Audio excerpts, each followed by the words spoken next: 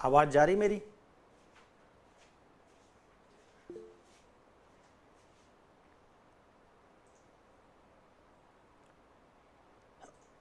जितने लोग आप आए हैं इस गूगल मीट में, उनको आवाज़ मेरी सुनाई दे रही है?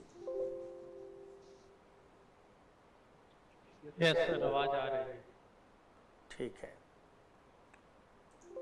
चलिए।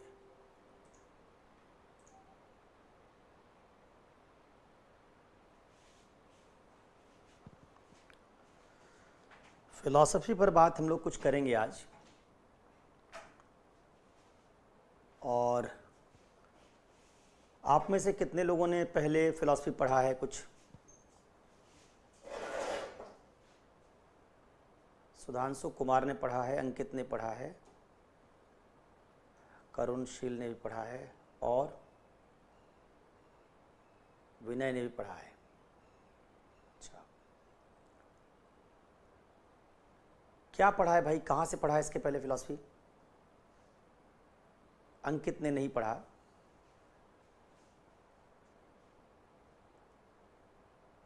काफ़ी लोगों ने फिलॉसफी पढ़ा है। कहाँ से पढ़ा है?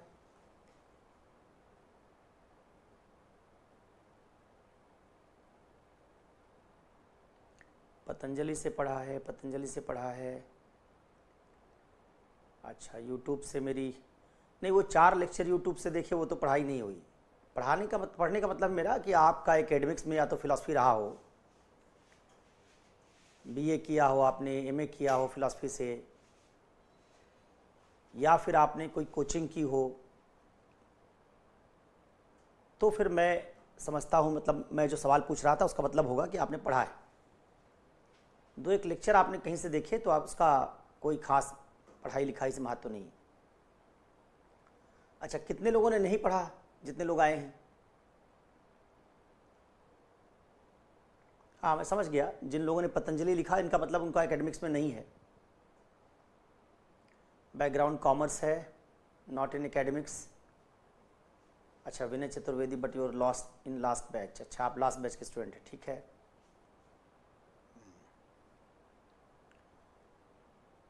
आराधना ने नहीं पढ़ा है, विशाल ने नहीं पढ़ा है, रामेश्वर मायला ने नहीं पढ़ा है। ठीक, देखो गूगल मीट का मतलब होता है ना ऑफलाइन क्लास, और ऑफलाइन क्लास में प्रकट हो जाओ और बिल्कुल वैसे ही बातचीत करो जैसे क्लास में करते हो। फिलॉसफी ऑप्शनल लेने के लिए क्यों सोचा? जो लोग फिलॉसफी के लिए वर्कशॉप में आए हैं, क्यों सोचा फिलॉसफी लेने के लिए? हाँ अंकित, इंटरेस्ट था सर। इंटरेस्ट है। गांधी को कोट करने अच्छा लगता है, वो पढ़े। अच्छा, गांधी अंबेडकर के आइडियाज से आपका इंटरेस्ट है इसमें, और कोई रीज़न? और तो नहीं सर, अलग अलग पहलू पढ़ने में अच्छा लगता है, सोशल फिलोसफी पढ़ने में अच्छा लगता है। ठीक है, आपके साथियों में से और कोई जो बता सके कि फिलॉसफी क्यों लेना चाहते हैं? थिंकिंग बढ़ाने के लिए अंकित कह रहे हैं, और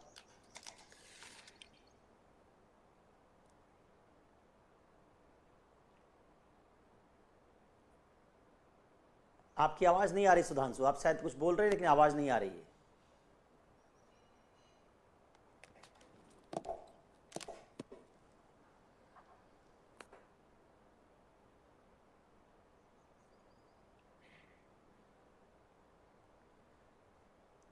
मैं कुछ बताना शुरू करूं उससे पहले मैं चाहता हूं कि आपसे थोड़ी बातचीत हो जाए।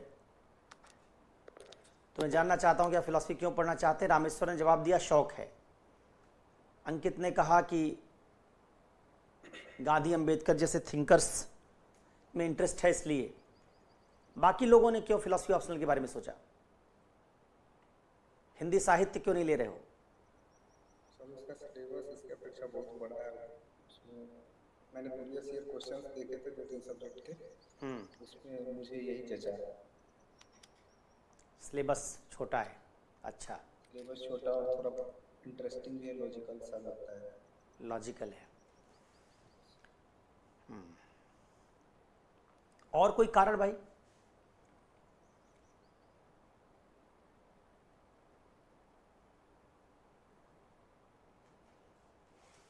चलिए, और कोई कारण आप नहीं देना चाहते, आप भी बातचीत से झिझक रहे हैं, थोड़ा हिच है आप में। देखो, मैं जो सवाल पूछता हूं कि फिलॉसफी क्यों लेना चाहते हो, हर वर्कशॉप में टीचर पहले बताता है कि जो सब्जेक्ट वो पढ़ाने जा रहा है उसका एडवांटेज क्या है। मैं शुरू करता हूं डिसएडवांटेज से। इससे फ़ायदा ये होता है आपको कि अगर आप फिलॉसफी के लिए फिट नहीं हैं तो आप पहले इस विषय को छोड़ देते हैं। 3 तरह के विद्यार्थियों को फिलॉसफी सूट नहीं करेगा, उनको फिलॉसफी नहीं लेना चाहिए। और फिर मैं आऊँगा फिलॉसफी किसको लेना चाहिए और इसका एडवांटेज क्या होगा। जो स्टूडेंट्स मानते हैं कि ये बहुत छोटा ऑप्शनल है इसलिए फिलॉसफी लेना चाहिए, वो गलत मानते हैं ऐसा। फिलॉसफी दिखने में छोटा लगता है, ज्योग्राफी से छोटा है, इतिहास से छोटा है, इसमें कोई शक नहीं है, लेकिन उतना छोटा नहीं जैसा ये दिखता है। ये एंथ्रोपोलॉजी की तरह छोटा नहीं है। इसका ठीक तरीके से एक बार सिलेबस खत्म करने में आपको 4.5 से 5 महीने लगेंगे।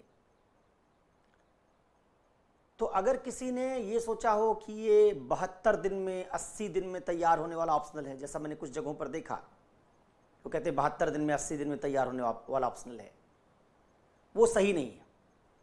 72 दिन, 80 दिन या 90 दिन में जो लोग इस विषय को तैयार करवाने की बात करते हैं वो लोग हैं जो सेकंड पेपर पढ़ाते ही नहीं। वो फिलॉसफी का मतलब फर्स्ट पेपर मानते हैं। भारतीय दर्शन पढ़ाया 30-35 दिन, 25 दिन पढ़ा दिया समकालीन और पाश्चात्य, 55-60 दिन इसी में निकाल दिया और 15 क्लास में सेकंड पेपर खत्म कर दिया या 20 क्लास में खत्म कर दिया। 8 क्लास में 9 क्लास में धर्म दर्शन, 10-12 क्लास में सेकंड पेपर का बाकी बचा हुआ सेक्शन। वो लोग इसको छोटा ऑप्शनल कहते हैं। ये सही नहीं है। दो, ये जैसे मैंने कहा कि हिस्ट्री से छोटा है, ये हिंदी साहित्य से छोटा है, ये ज्योग्राफी से छोटा है, PSIR से छोटा है, लेकिन सोशियोलॉजी, एंथ्रोपोलॉजी ऐसे विषयों से छोटा नहीं है। इसमें जो एक टॉपिक तुमको दिखता है, जैसे मान लो तुमको एक टॉपिक दिखेगा इक्वालिटी, समानता, एक टॉपिक दिखेगा गांधी अंबेडकर की बहस। अब गांधी अंबेडकर की बहस पढ़ने में तुमको कम से कम 2.5 क्लास लगेगा। गांधी वर्ण व्यवस्था का समर्थन क्यों करना चाहते हैं, गांधी के हिसाब से आइडियल सोसाइटी का मॉडल क्या है, गांधी इंसान की जिंदगी का आदर्श क्या मानते हैं, जिंदगी में आपको अचीव क्या करना है, इसका जवाब क्या देते हैं। और फिर उस जवाब से कि इंडियन आइडियल सोसाइटी कैसी होगी और इंसान को अपनी जिंदगी में क्या अचीव करना चाहिए, कैसे वर्ण व्यवस्था उससे जुड़ती है। अगर आप अच्छी जिंदगी जीना चाहते हैं और आदर्श समाज बनाना चाहते हैं तो बिना वर्ण व्यवस्था के नहीं बनेगा। फिर आप देखेंगे गांधी के जो आइडियाज हैं उनकी स्ट्रेंथ क्या है, फिर आप समझेंगे कि इसमें फ्लॉज कहां से है, इसमें कमियां क्या हैं। फिर आप जाएंगे अंबेडकर ने वर्ण व्यवस्था को क्यों खारिज किया, अंबेडकर का आइडियल सोसाइटी का मॉडल क्या है, अंबेडकर के हिसाब से आदर्श जिंदगी का लक्ष्य क्या है, आपको जिंदगी में क्या अचीव करना चाहिए, कैसे। और गांधी और अंबेडकर का जिंदगी में आपको क्या अचीव करना चाहिए, इसका आइडिया एक दूसरे से अलग अलग है और इस कारण एक वर्ण व्यवस्था का समर्थन करता है और दूसरा विरोध। तो आपको ये पूरा नैरेटिव पढ़ना पड़ेगा। केवल वर्ण व्यवस्था पर अंबेडकर ने वर्ण व्यवस्था को नहीं माना, यह बात समझने से काम नहीं चलेगा। अंबेडकर के हिसाब से आइडियल दुनिया कैसी होनी चाहिए और उस आइडियल दुनिया में वर्ण व्यवस्था कैसे फिट नहीं होती है। अंबेडकर के हिसाब से आदमी को जिंदगी में क्या अचीव करना चाहिए और जो अचीव करना चाहिए उसमें वर्ण व्यवस्था कैसे फिट नहीं होती है, इसलिए अंबेडकर वर्ण व्यवस्था का विरोध करेंगे। गांधी के लिए आदर्श दुनिया क्या होनी चाहिए, आदर्श समाज क्या होना चाहिए, आदमी की जिंदगी कैसी होनी चाहिए, इस सवाल का जवाब क्या है और उसमें वर्ण व्यवस्था कैसे फिट होती है। तो जब आप वर्ण व्यवस्था को दोनों के पूरे वर्ल्ड व्यू, जो उनकी पूरी दुनिया की समझ है, उससे जोड़कर पढ़ेंगे तो आपको समय लगेगा। और फिर आप दोनों को पढ़ने के बाद देखेंगे दोनों की स्ट्रेंथ वीकनेस क्या है, गांधी की आलोचना कैसे हो सकती है, अंबेडकर की किन आधारों पर हो सकती है, जस्टिस के आइडिया से अंबेडकर कितना नजदीक है, गांधी कितना नजदीक है, इक्वलिटी का गांधी का आइडिया वर्ण व्यवस्था के संदर्भ में क्या है, अंबेडकर का क्या है।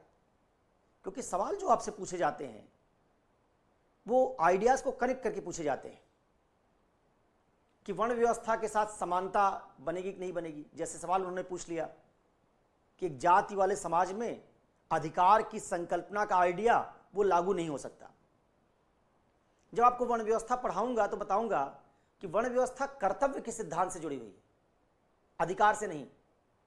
वर्ण व्यवस्था मानती है कि आदर्श दुनिया होगी जिसमें सब अपने कर्तव्य का पालन करेंगे। The ideal society, the model of ideal society is something in which everybody would perform his or her duties। तो जहां ड्यूटी होगी वहां राइट्स नहीं मिलेंगे।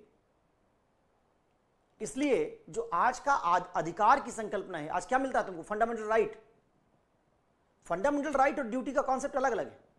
तुमको फंडामेंटल राइट मिला इसलिए तुम्हारे कॉन्स्टिट्यूशन में तुमको बाइंडिंग ड्यूटी नहीं बताई गई, बाध्यकारी कर्तव्य नहीं बताए गए, तुम्हारे सारे कर्तव्य स्वैच्छिक हैं। लेकिन गांधी मानते हैं कि आदर्श दुनिया वो बनेगी जहां लोगों के लिए बाध्यकारी कर्तव्य बताए जाएंगे। लोग अपने लिए नहीं जिएंगे, दूसरों के लिए जिएंगे। दूसरों के लिए जब तुम जीते हो तो कर्तव्य वाला मॉडल होता है, अपने लिए जीते हो तो अधिकार वाला मॉडल होता है। अंबेडकर में आदर्श दुनिया की समझ अपनी जिंदगी से जुड़ी हुई है और गांधी में आदर्श दुनिया की समझ दूसरे के जिंदगी के लिए जीने से जुड़ी हुई है। इसलिए एक में कर्तव्य का मॉडल है, एक में अधिकार का मॉडल है। अंबेडकर मानते हैं आदमी को जिंदगी में अधिकार मिलेगा तो उसकी जिंदगी अच्छी होगी। गांधी मानते हैं कि आदमी कर्तव्य का पालन करेगा तो दूसरों की जिंदगी अच्छी होगी और उसकी भी जिंदगी अच्छी होगी। तो लड़ाई किसकी है? कर्तव्य बनाम अधिकार की। गांधी मानते हैं आदमी का सेल्फ प्यूरिफिकेशन होना चाहिए, उसकी चेतना की गुणवत्ता बेहतर होनी चाहिए। और चेतना की गुणवत्ता तब बेहतर होती है जब आदमी दूसरे के लिए काम करता है, उसमें दया करुणा पैदा होती है, उसमें त्याग पैदा होता है।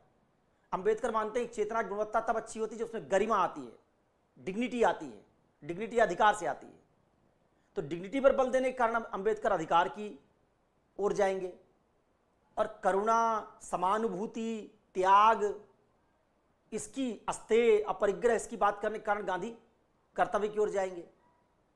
तो दोनों के मॉडल में जो डिफरेंस है उसको समझने में समय लगता है। तो जब आप इस तरीके से पढ़ाई करते हैं तो फिलॉसफी के सेकंड पेपर में आपको खासा समय लगेगा। इसलिए फिलॉसफी छोटा ऑप्शनल नहीं है। मतलब मैंने पहले कहा कि इतिहास की तुलना में छोटा है निश्चित तौर पर, भूगोल की तुलना में छोटा है, ज्योग्राफी से छोटा है, हिंदी साहित्य से छोटा है, लेकिन ये उस तरह का छोटा नहीं है कि 72-80 क्लास में आप इसको कंप्लीट कर लें, क्योंकि इसमें कॉन्सेप्ट्स हैं, कॉन्सेप्ट बिल्ड करने पड़ते हैं, समझने पड़ते हैं। तो दूसरा डिसएडवांटेज ये है फिलॉसफी का कि आप इस सब्जेक्ट को रट के तैयार नहीं कर सकते। तो जो लोग मानते हैं कि वो किसी विषय को यूपीएससी में लेंगे और याद करके तैयार करेंगे, वो कतई ना ले फिलॉसफी। तो वो लोग ना लें जो बहुत छोटा मान के आए थे, वो छोड़ दें। वो ना लें जो इसको रट के तैयार करना चाहते हैं, वो ना लें। और तीसरा वो लोग ना लें जिनकी डिस्क्रिप्शन को पढ़ने की आदत ज़्यादा है, आर्ग्यूमेंट्स पढ़ने की आदत कम है ना। वर्णन कि भाई एक घटनानुमा चीज़ हो कि फला इतनी मई को एक जत्था मेरठ से दिल्ली की ओर रवाना हुआ, फिर उस जत्थे ने दिल्ली पहुंच के क्या क्या किया। आप इस तरह के घटना पर ज़्यादा रुचि लेते हैं तो फिलॉसफी आपको सूट नहीं करेगी। फिलॉसफी किसको सूट करेगी? फिलॉसफी उनको सूट करेगी जो इस तरह की बात सुनना चाहते हैं। कैसी? कि जेंडर जस्टिस से एनवायरनमेंट का संतुलन कैसे जुड़ा हुआ है, लैंगिक न्याय और पर्यावरण संतुलन, इकोलॉजिकल बैलेंस, ये दोनों आपस में कैसे जुड़ा हुआ है। हम वहां सीखते हैं कि देखिए जब जेंडर जस्टिस होगा, लैंगिक न्याय होगा, तो विमेन को ज्यादा अधिकार मिलेंगे। विमेन घरेलू जिंदगी की बजाय पब्लिक लाइफ में आना शुरू करेंगी, इकोनॉमिक एक्टिविटीज में पार्टिसिपेट करेंगी, आर्थिक जीवन में भाग लेंगी। और जो विमेन आर्थिक जीवन में आएंगी, कैरियर बनाएंगी, उनके पास प्रोक्रिएशन का टाइम कम होगा, वो 4 बच्चों की परवरिश नहीं कर सकती। तो वो एक बच्चे की परवरिश करेंगी, प्रजनन दर क्या होगी, घट जाएगी। क्योंकि जब विमेन पुरुष की बराबरी करना चाहेगी तो उसको कैरियर के लिए उतना ही वक्त चाहिए जितना पुरुष को चाहिए, तो उसको परवरिश का वक्त काटना पड़ेगा। बच्चे की परवरिश में ज्यादा वक्त नहीं लगा सकती, बच्चे की परवरिश में ज्यादा वक्त नहीं लगा सकती तो ज्यादा संतानों की परवरिश नहीं कर सकती। उसके पास प्रजनन करने और बच्चे की परवरिश करने का समय घट जाएगा, तो प्रजनन दर गिरने लगेगी। हमारे मानवीय आबादी का स्त्री सशक्तिकरण से क्या होगा, लगातार गिरावट होगी। जितनी स्त्री सशक्तिकरण बढ़ेगा उतना आबादी कम होती जाएगी। उसका कारण यह कि स्त्री के पास परवरिश के लिए समय नहीं होगा, और उससे हम इकोलॉजिकल बैलेंस या पारिस्थितिकी संतुलन को बचा सकेंगे, स्थापित कर सकेंगे। तो जिनको इस तरह के आइडियाज को जोड़ने में इंटरेस्ट है कि इधर स्त्री की भलाई करना शुरू करें तो उधर पर्यावरण संतुलित होने लगेगा। स्त्री को अधिकार कब देंगे हम? स्त्री को अधिकार तब देंगे जब हम उसके प्रति संवेदनशील होंगे। तो दो चीजें हैं जिनके लिए हम संवेदनशील नहीं हुए। स्त्री के प्रजनन की क्षमता का हमने दोहन किया, एक एक स्त्री ने 4-4, 5-5 बच्चे पैदा किए, और नेचर की भी जो उसकी प्रोड्यूस करने की क्षमता उसका भी हमने दोहन किया। जब आप प्रजनन के संदर्भ में अपना उपभोक्तावादी दोहन करने वाला दृष्टिकोण त्याग देंगे तो उसी तरीके से ह्यूमन साइकी में प्रोडक्शन के दोहन का आइडिया भी कमजोर पड़ेगा। इसको कहते हैं इकोफेमिनिज्म। इकोलॉजी और फेमिनिज्म दोनों की प्रॉब्लम्स एक जैसी, दोनों का दोहन हुआ, एक जगह स्त्री का एक जगह प्रकृति का। ये दोहन करने वाली मानसिकता टूटेगी, एक जगह दूसरी जगह भी कमजोर होगी, क्योंकि मनुष्य संवेदनशील होगा। संवेदनशील मनुष्य की संवेदना का फायदा स्त्री को मिलेगा तो प्रकृति को भी मिलेगा। अब जो ये आइडियाज हैं, इस तरह के आइडियाज जब आप सीखते हैं तो आप फिलॉसफी पढ़ते हैं। तो जिन लोगों को घटनाक्रम पढ़ना ज्यादा रोचक लगता है उनके लिए फिलॉसफी नहीं। जिन लोगों को आर्ग्यूमेंट्स के बीच का इंटरकनेक्शन जानना कि सेकुलर राज्य अगर बनता है तो स्त्रियों को क्या फायदा होगा, धार्मिक राज्य में क्या नुकसान है, सेकुलर स्टेट या पंथ निरपेक्ष राज्य में अधिकारों पर क्या होता है, कैसे उसमें परिवर्तन आता है, उससे न्याय समानता की अवधारणा कैसे जुड़ी हुई है, सेकुलर स्टेट से पर्यावरण पर क्या फर्क पड़ेगा। मतलब एक कोई आइडिया ले लिया और बाकी 8-10 जगह उसको जोड़ दिया। तो फिलॉसफी दिमाग की कसरत वाला विषय है। इसमें आपका दिमाग खुल जाता है, सब खिड़कियां खुल जाती हैं इसमें। तो जिनको ये इस तरह की एक्सरसाइज अपील नहीं करती या जिनकी इस तरह की रुचि नहीं है उनको सूट नहीं करेगा। तो 3 लोगों को सूट नहीं करेगा। वर्णन पढ़ने वाले लोगों को सूट नहीं करता, ये छोटा विषय मानकर आए हुए लोगों को सूट नहीं करेगा, और जिनकी रट के याद करने की बात जिनको लगती है कि उससे विषय तैयार करेंगे उनको सूट नहीं करेगा। अब किसको सूट करेगा वो समझ लीजिए। ये विषय साइंस पढ़ के आए हुए लोगों को ज्यादा सूट करता है, क्योंकि इसमें ना बिल्कुल साइंस मैथ्स की तरह सब कुछ है।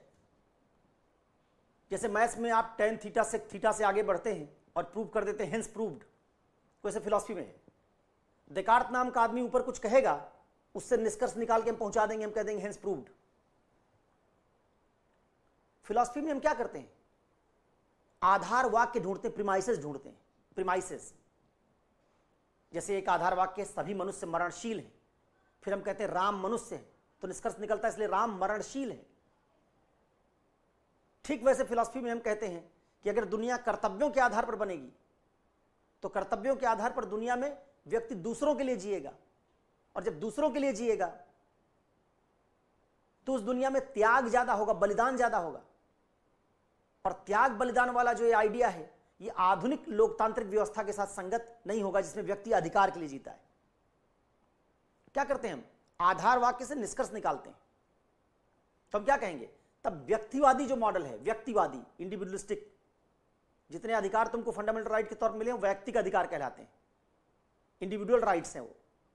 ये वैयक्तिक अधिकार की संकल्पना कर्तव्य के साथ संगत। आधार वाक्य से निकालते हैं इसमें निष्कर्ष। तो जिनको मैथमेटिकल तरीके से पढ़ने की आदत है, रीजनिंग की आदत है, रीजनिंग की, जैसे तुम करते हो सिलोजिज्म, पढ़ा होगा तुमने सिलोजिज्म, 2 प्रीमाइसेस होते हैं, उससे एक निष्कर्ष निकालते हो। पूरी फिलॉसफी में ऐसे ही हम आधार वाक्यों से निष्कर्ष निकालते हैं, चाहे वो फर्स्ट पेपर हो चाहे सेकंड पेपर हो। इसलिए इसका सबसे ज्यादा फायदा क्या है, ये आपकी रीजनिंग की एबिलिटी को बहुत एक्सपैंड कर देगा, सोचने समझने तर्क करने की क्षमता को बहुत बढ़ा देगा। अब तुमने अगर देखा हो कि सिविल सर्विसेज में 30% सवाल करीब ऐसा आता है जो एब्स्ट्रैक्ट किस्म का होता है, अमूर्त किस्म का। जैसे ऐसे, जब धूप खिली हो तभी छप्पर डालना चाहिए, जहाज बंदरगाह में सबसे सुरक्षित होता है लेकिन बंदरगाह तो जहाज की जगह नहीं है, सत्य यथार्थ है, यथार्थ सत्य है। इस तरह के जो निबंध हैं ये असल में अमूर्त हैं। जब तुम्हारी रीजनिंग की एबिलिटी बढ़ जाएगी फिलॉसफी में, तो इस तरह के निबंधों को रीजन करने, इनके आधार वाक्य बनाने की क्षमता तुम्हारी एक्सपैंड हो जाएगी। तो फिलॉसफी का फायदा तुमको वहां मिलेगा जहां इस तरह के अमूर्त निबंध पूछे जाते हैं। दूसरा फायदा तुमको उन सवालों में मिलेगा जहां जिसमें कुछ हम कह सकें कि ऐसा, जिनमें इन्फरेंस होता है, इन्फरेंस अनुमान, जहां तुम अनुमान लगाते हो, जहां कोई एक बात सही नहीं होती। फिलॉसफी ढेर सारे आधार वाक्य करता है, जैसे गांधी के अनुसार सही अलग है, अंबेडकर के अनुसार सही अलग है, उदारवादियों का सही, लिबरलिस्ट का सही अलग है, समाजवादियों का सही अलग है।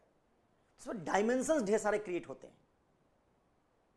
तो जिन विषयों में डायमेंशंस ज्यादा है, जैसे एथिक्स, एथिक्स डायमेंशंस का साइंस है, उसमें एक ही साथ एक से ज्यादा बात सही हो सकती है। एक ही केस स्टडी में 4 विकल्प हो सकते हैं, चारों के स्ट्रेंथ और वीकनेस हो सकते हैं। तो यह विषय आपको दूसरा फायदा यह करता है कि इसमें डायमेंशंस ज्यादा बनती हैं। तो इसकी वजह से आपको एथिक्स और सोसाइटी जैसा, जो जीएस का फर्स्ट पेपर सोसाइटी है, उसमें मदद मिलती है। तो रीजनिंग की क्षमता बढ़ाता ही है, एब्स्ट्रैक्ट थिंकिंग की एबिलिटी आपकी बढ़ा देगा, डायमेंशंस ज्यादा क्रिएट कर देगा। इससे यूपीएससी में जो 30-35% सवाल ऐसे आते हैं जिनको आपने नोट से तैयार नहीं किया है, जो नए हैं पेपर में, उनको करने की आपकी क्षमता बढ़ती है। तो फिलॉसफी का ये एडवांटेज है। तो डिमेरिट भी मैंने बता दिया। डिमेरिट है, रट के तैयार नहीं होगा, ये घटना वाला विषय नहीं है, और ये बहुत छोटा भी नहीं है। स्ट्रेंथ इसकी ये है कि गणित के विद्यार्थियों को सूट करेगा, क्योंकि साइंटिफिक नेचर है, इसमें गणितीय तरीके से हम निष्कर्ष निकालते हैं, इसलिए सूट करता है साइंस के लोगों को। ये डायमेंशंस ज्यादा बड़ी कर देता है, हमारी सोचने समझने का दायरा बढ़ा देता है, एक ही चीज से तमाम तरह के निष्कर्ष निकालने की क्षमता बढ़ाता है, और हमारे अनुमान करने की क्षमता बढ़ा देता है।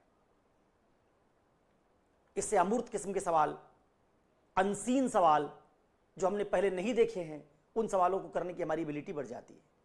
तो इसका निबंध में एथिक्स में रोल है, ये इसके लाभकारी पक्ष हैं।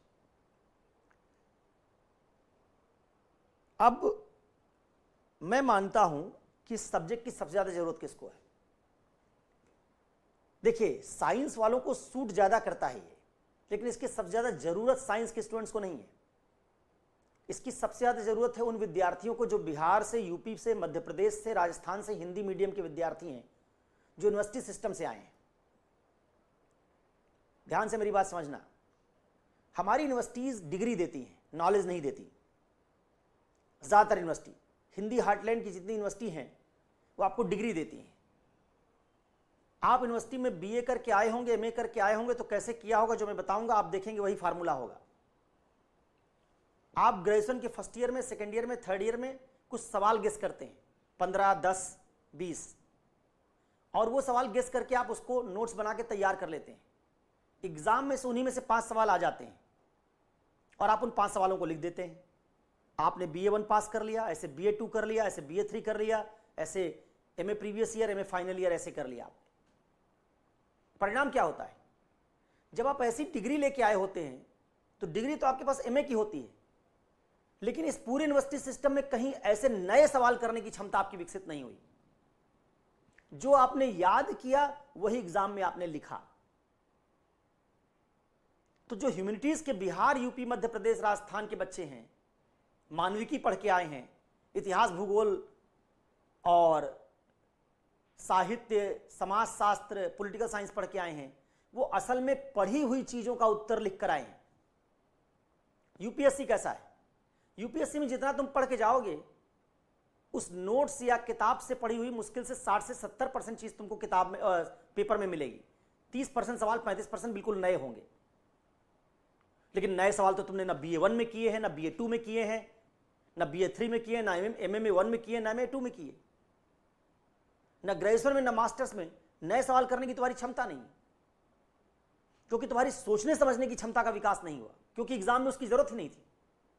एग्जाम में जरूरत थी अच्छा नोट्स बना के याद करके उसको 3 घंटे में लिख देने की। इसलिए हमारे ह्यूमैनिटीज के बच्चे यूपीएससी में खराब कर रहे हैं आजकल, खासतौर पे हिंदी मीडियम के बच्चे। ह्यूमैनिटीज में जो रिजल्ट आ रहा है कहां से आ रहा है? दिल्ली यूनिवर्सिटी से आ रहा है, थोड़ा JNU से आ रहा है, थोड़ा हैदराबाद यूनिवर्सिटी से आ रहा है। बिहार की यूनिवर्सिटीज गायब हैं, कानपुर यूनिवर्सिटी गायब है, जबलपुर सागर यूनिवर्सिटी गायब होने लगी है। तो ये सारी यूनिवर्सिटी जो गायब हैं, इसलिए गायब है क्योंकि इनके एग्जाम का पैटर्न, इनकी ट्रेनिंग और यूपीएससी के एग्जाम का पैटर्न बिल्कुल अलग है। तो जब बच्चा यूनिवर्सिटी से पढ़ के आता है तो उसको रटने की आदत पड़ी हुई है, वो वही सवाल कर पाता है जिसको उसने याद कर रखा है। और यूपीएससी में याद किया हुआ सवाल से आप यूपीएससी क्रैक नहीं कर पाएंगे। इसलिए हिंदी मीडियम के स्टूडेंट को फिलॉसफी की ज़्यादा ज़रूरत है। उनको एक ऐसा सब्जेक्ट पढ़ने की ज़रूरत ज़्यादा पड़ती है जिसमें उनकी सोचने समझने की क्षमता का विकास हो, उनके डायमेंशंस खुले। क्योंकि आप जब दिल्ली आके कोचिंग भी करते हैं तो हिंदी मीडियम की ज़्यादातर कोचिंग कैसे पढ़ाती हैं? आपको टीचर लेक्चर देता है, लेक्चर देने के बाद क्लास में लिखवाता है, तो आपने जो सुना उसको उसी टीचर ने लिखवा दिया। यहां भी आपके सोचने समझने की क्षमता का कोई विकास नहीं हुआ कि आप लेक्चर सुनेंगे फिर घर जाके खुद से नोट्स बनाएंगे। ज्यादातर कोचिंग इंस्टीट्यूट में यूपीएससी के पेपर जो हुए हैं उनको सॉल्व करके किसी बुकलेट में दे दिया जाता है, आपको नए सवाल नहीं करवाए जाते। तो 2 साल की कोचिंग में, 2 साल हिंदी मीडियम की कोचिंग चलती है, उस 2 साल में ज्योग्राफी खत्म होती है 3-4 महीने में, इतिहास खत्म होता है 3-4 महीने में, पॉलिटी खत्म होती 3-4 महीने में। क्या पढ़ाया जाता है? सब डिस्क्रिप्शन, वर्णन पढ़ाया और लिखवाया गया। कोचिंग में सोचने का कोई काम नहीं होता। तो जो आप अपने साथ अक्षमता लेके आए थे राजस्थान, मध्य प्रदेश और यूपी, बिहार से, उस अक्षमता को कोचिंग ने दूर नहीं किया। इसलिए आपको एक ऐसा विषय चाहिए जिसका नेचर ही ऐसा हो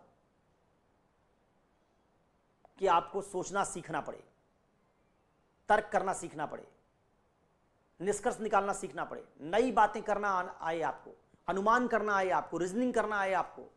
ये एबिलिटी है, एक कैपेबिलिटी खास तरह की है, इसकी ट्रेनिंग होनी चाहिए। हिंदी मीडियम के लिए बहुत जरूरी है। तो सूट करता है सब्जेक्ट सबसे ज्यादा साइंस वालों को, लेकिन साइंस के विद्यार्थियों की चूंकि ये क्षमता विकसित होती है रीजन करने की। गणित में आप ट्रिग्नोमेट्री का सवाल लगा ही नहीं सकते जब तक आपका अनुमान नहीं अच्छा है। आपको सोचना पड़ता है कि इस स्टेप के बाद क्या करें।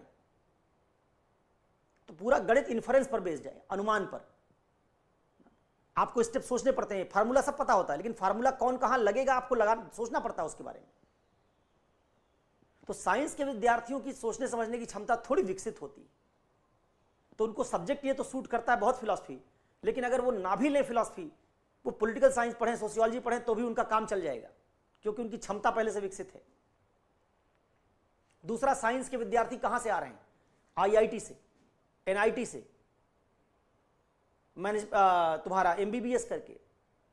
और ये जो MBBS, IIT, NIT की पढ़ाई है, ये डिग्री देने की पढ़ाई नहीं है। यहां से पढ़ने के बाद ग्लोबल कंपटीशन करके नौकरी ढूंढनी पड़ती, कैंपस प्लेसमेंट जाना पड़ता है। तो तुम्हारी MA की पढ़ाई डिग्री की पढ़ाई है, और IIT की पढ़ाई डिग्री की नहीं, नौकरी की पढ़ाई है। नौकरी के लिए जब हम पढ़ाते हैं तो क्षमता बढ़ाते हैं, डिग्री के लिए जब हम पढ़ाते हैं तो एग्जाम पास करने के लिए यहां से पढ़ाते हैं। तो IIT के बच्चों की क्षमता बढ़ जाती है। एक तो साइंस का नेचर ऐसा, दूसरा चूंकि नौकरी के लिए पढ़ाया जा रहा है, जहां दुनिया भर के इंजीनियरिंग कॉलेज से बच्चे अमेरिका और यूरोप के बाजार में नौकरी तलाशने जाएंगे, तो उनको पढ़ाया ऐसे जा रहा है कि तुम्हारी क्षमता बढ़े। इसलिए उनको फिलॉसफी की ज्यादा जरूरत IIT वालों को नहीं है। वो जो भी विषय लेंगे, उनकी रीजनिंग की एबिलिटी बढ़िया है, उनका IQ बेहतर है, उनकी ट्रेनिंग बेहतर हुई है, उनके एग्जाम में ऐसे सवाल पूछे जाते हैं जो किताब से नहीं आते। तुम्हारा कोई दोस्त आईआईटीएन होगा तो बताएगा तुमको, तुम पूछोगे तो बताएगा कि वहां जो पेपर होते हैं उनमें लैपटॉप और किताब लेके आओ और सवाल उससे हल नहीं होता।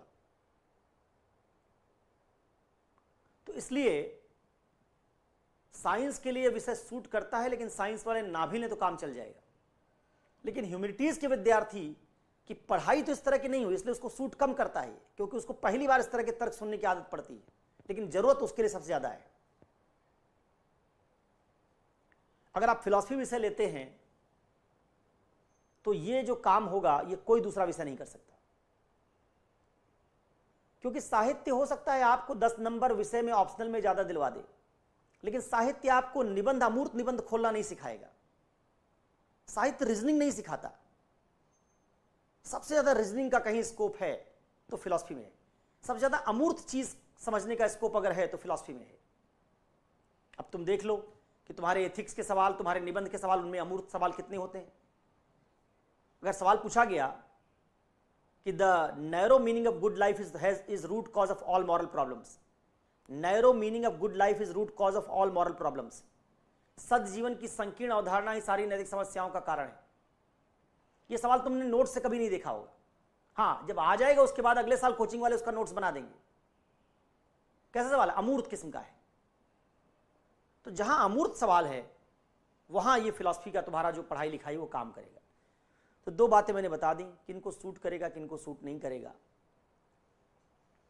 अब कितने क्लासेस होते हैं इसमें? फिलॉसफी हम लोग जो पढ़ाते हैं उसमें तकरीबन 115 से 120 क्लास होगी। उसका कारण यह है कि जो तुम्हारा सोशल पॉलिटिकल फिलॉसफी, इसको मैं बहुत डिटेल में पढ़ाता हूं।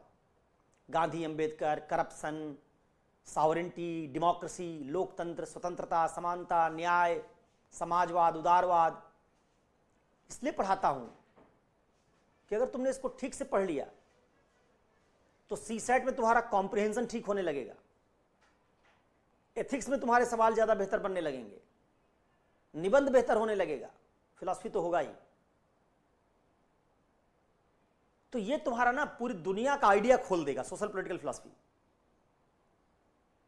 इसलिए इसको ज्यादा विस्तार से पढ़ाता हूं। तकरीबन 40 क्लास अकेले सोशल पॉलिटिकल फिलॉसफी पढ़ाने मुझे लगती है। जेंडर पढ़ाने मुझे 3-4 दिन लगेंगे, अकेले जेंडर पढ़ाने में। जेंडर जस्टिस के मॉडल अलग अलग क्या हैं, जेंडर इनजस्टिस होता कैसे है, डिस्क्रिमिनेशन जेंडर का हुआ क्यों, इसको दूर कैसे करें, क्या क्या मॉडल हैं जेंडर इनइक्वालिटी को दूर करने के, वो सफल क्यों नहीं हो रहे हैं, जेंडर इनजस्टिस का नुकसान क्या क्या हुआ है और कहां कहां नुकसान हुआ, हमारी साइकोलॉजी पर क्या नुकसान हुआ, हमारे एथिक्स पर क्या नुकसान हुआ, हमारी इकोनॉमी पर क्या नुकसान हुआ, हमारे सिक्योरिटी पर क्या नुकसान हुआ। ये सब समझने में तुमको काफी समय लगता है। लेकिन अगर तुमने जेंडर जस्टिस या जेंडर डिस्कोर्स, लैंगिक विमर्श, अगर इसको 3 दिन 3.5 दिन में पढ़ लिया तो ना निबंध का कोई सवाल छूटेगा, ना सोसाइटी फर्स्ट पेपर में जेंडर का कोई सवाल छूटेगा। तुमने देखा होगा फर्स्ट पेपर जीएस में सोसाइटी में 5-6 सवाल अब तक जेंडर से आ चुके हैं, एक भी गलत नहीं होगा तुम्हारा। और फिलॉसफी में भी कोई सवाल गलत नहीं होगा, और एथिक्स में भी जेंडर से जो सवाल आता है गलत नहीं होगा। तो तुमको एक एक टॉपिक पढ़ने में 6-7 घंटे लगेंगे। सेकुलरिज्म पढ़ाने में मुझे 3 दिन लगता है, 6 घंटे करीब तुम सेकुलरिज्म पढ़ोगे। पंथ निरपेक्षता, पंथ निरपेक्षता है क्या, आई क्यों, जब आई तो उसने क्या किया, फिर इसका पहला मॉडल फेल क्यों हुआ, फिर इंडियन मॉडल हम नया मॉडल क्यों लेके आए, सेकुलरिज्म का पंथ निरपेक्षता का नया इंडियन मॉडल लेके क्यों आए, उस नए इंडियन मॉडल और वेस्टर्न मॉडल में क्या अलगाव है, इंडियन मॉडल काम क्यों नहीं कर रहा है। तमाम तरह के डिबेट्स सीखते हैं। मल्टीकल्चरम पढ़ने, बहुसंस्कृतिवाद पढ़ने में 2.5-3 दिन लगेगा। तो ये जितनी डिबेट्स हैं दुनिया की ना, समान नागरिक संहिता होनी चाहिए कि नहीं होनी चाहिए, पर्सनल लॉ होना चाहिए कि नहीं होना चाहिए, इसको जब तक तुम मल्टीकल्चरम को ठीक से नहीं समझोगे तब तक इसको नहीं समझ पाओगे। एक राज्य में अगर सारा कानून संसद से बनवाओगे, सारा कानून, ध्यान रखना, और संसद में मान लो भारत है तो भारत के संसद में हिंदुओं का बहुमत होगा, अगर सारा कानून तुम संसद से बनवाओगे तो इसका मतलब है कि कि मुसलमानों का सांस्कृतिक कानून भी संसद में हिंदू बनाएंगे। कल्चर न्यूट्रल कानून संसद बनाए, ये बात तो समझ में आती है, लेकिन मुसलमानों की जिंदगी से जुड़े किसी कल्चरल मामले का कानून भी संसद बनाए तो इसका मतलब है कि हिंदुओं की संसद ने मुसलमानों का कानून बनाया। इसलिए माना जाता है कि किसी स्टेट की पार्लियामेंट को दो तरह के कानून बनाने का अधिकार होना चाहिए। एक जो राजनीतिक आर्थिक इससे जुड़े हुए मामले हैं उनका, और दूसरा बहुसंख्यकों के धार्मिक और सांस्कृतिक मामलों का। चूंकि संसद में ज्यादा बहुमत भी बहुसंख्यकों का है और उन्हीं का सांस्कृतिक मामला है तो कानून बना दो, लेकिन अल्पसंख्यकों के सांस्कृतिक मामलों का कानून संसद से नहीं बनाया जाना चाहिए, क्योंकि हिंदू मुसलमानों के सांस्कृतिक नियम नहीं बना सकते। इसलिए क्या माना जाता है कि माइनॉरिटी को मिलना चाहिए पर्सनल लॉ। पर्सनल लॉ तुमने सुना होगा, all India Muslim personal law board. ये नहीं सुना तुमने, all India Hindu personal law board. ये नहीं है, all India Muslim personal law board है, क्योंकि हिंदुओं का कानून संसद बना सकती है। खुद हिंदू अपना कानून बना रहे तो उसमें क्या बुराई है? संसद में हिंदू ही बहुमत में है, वही हिंदुओं का कानून बना रहे हैं, लेकिन संसद में मुसलमान बहुमत में नहीं है, तो हिंदू मुसलमानों का कानून नहीं बना सकते। इस आइडिया को, जहां कानून बनाने की दो संस्थाएं होनी चाहिए, अल्पसंख्यकों के कानून बनाने के लिए खुद अल्पसंख्यक बनाएंगे कानून, और दूसरा बहुसंख्यकों के कानून और बाकी मसलों के कानून संसद बनाएगी। इस आइडिया को कहते हैं मल्टीकल्चरम, इसी को कहते हैं बहुसंस्कृतिवाद। बहुसंस्कृतिवाद एक ऐसा डिवीजन है जहां माइनॉरिटी अपना कानून खुद बनाती है। जब आप इसका पूरा डिस्क्रिप्शन समझेंगे क्यों है, इससे जुड़ी डिबेट क्या है, तो आप इसको पढ़ने में 3 दिन लगाएंगे। इसलिए फिलॉसफी की पढ़ाई में आप कोई ऐसा विषय नहीं है, चाहे वो समान नागरिक संहिता का हो, पर्सनल लॉ का हो, चाहे वो महिला अधिकारों का हो, डोमेस्टिक वायलेंस का हो, करप्शन का हो, जिसको यहां ना पढ़ें। तो एक तरह से जीएस का जो तुम्हारे फिलॉसफी का सेकंड पेपर है, ये निबंध का पेपर समझ लो, ये एथिक्स का पेपर समझ लो, और ये जीएस फर्स्ट पेपर में सोसाइटी का पेपर समझ लो। सब जुड़ा हुआ है इससे। इसको पढ़ने में हम लोगों को समय लगता है। इसी को पढ़ने में जो ज़्यादा समय लगता है उसके कारण फिलॉसफी का हमारा क्लास का जो प्रोग्राम बड़ा हो जाता है। अगर मैं इसको बहुत संक्षेप में पढ़ा दूं तो हम लोग 100 क्लास तक फिलॉसफी को ले आ सकते हैं, लेकिन जब इसमें हम 40-45 क्लास में चले जाते हैं तो ये 40-45 क्लास होने का मतलब है कि 20 क्लास फिर रिलीजन फिलॉसफी में, रिलीजियस की 20 क्लास हो जाएगी, वो 60-65 हो जाएगी, और बाकी फर्स्ट पेपर में भी 60-65 क्लास आपको लेनी पड़ेंगी। इससे 120-25 क्लास का ये मॉडल बनता है। तो फिलॉसफी पढ़ने में आपको तकरीबन 5 महीने लगेंगे, क्योंकि एक महीने में 25 क्लास होगी, तो 5 महीने में 125 क्लास, और आपको करीब 1 साल 10 महीने की वैलिडिटी करीब दी जाएगी, एक बार पढ़ के फिर उसके बाद रिवाइज करने की। तो फिलॉसफी पढ़ने में तो ज़्यादा समय लगेगा, रिवीजन करने में कम समय लगता है, क्योंकि आर्ग्यूमेंट्स हैं इसमें। केवल आर्ग्यूमेंट आपने पढ़ लिए, आपकी समझ में आ गए, आपने उसका छोटा सा सिनॉप्सिस बना लिया, तो फिर उसको बस आप पेज पलटते जाइए, रिवीजन होता चला जाएगा। तो पढ़ने में 5 महीने, रिवीजन करने में 10 से 12 दिन, ये इसका एडवांटेज है।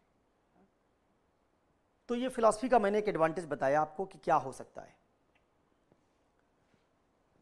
अब इसमें जो मैं पढ़ाऊंगा क्लास में, उससे तकरीबन 90 से 95% के बीच सवाल हल होते हैं। 5% सवाल हल नहीं होते किसी भी लेक्चर से। हर साल यूपीएससी 5% सवाल नए बना देती है। आप जानते हैं कि ऑप्शनल के एक पेपर में 8 सवाल आते हैं। 8 में 2 सवालों में 5-5 सवाल होते हैं, पहले और 5वें में, जो करना जरूरी होता है, और बाकी 5 में 3-3। उन 5 में से आपको कोई 3 चूज करने होते हैं। टोटल 19 सवाल आपको करने होते हैं। जो 19 सवाल आपको करने होंगे, उसमें से हर साल 2 सवाल करीब ऐसे होंगे 19 में से जिसमें आपको दिमाग लगाना पड़ेगा। बाकी 16 से 17 सवाल करीब करीब ऐसे होंगे जो क्लास से हो जाएंगे। इतना एक्सटेंसिव पढ़ाता हूं मैं कि उससे सवाल आपके हो जाते हैं। तो फिलॉसफी में जो मूल मंत्र रहेगा वो रहेगा क्लास। क्लास ढंग से सुनिए और उसका नोट्स बनाइए। अगर आपने क्लास ढंग से सुनी, नोट्स बनाया और यूपीएससी के सवाल हल करते गए उसके साथ साथ,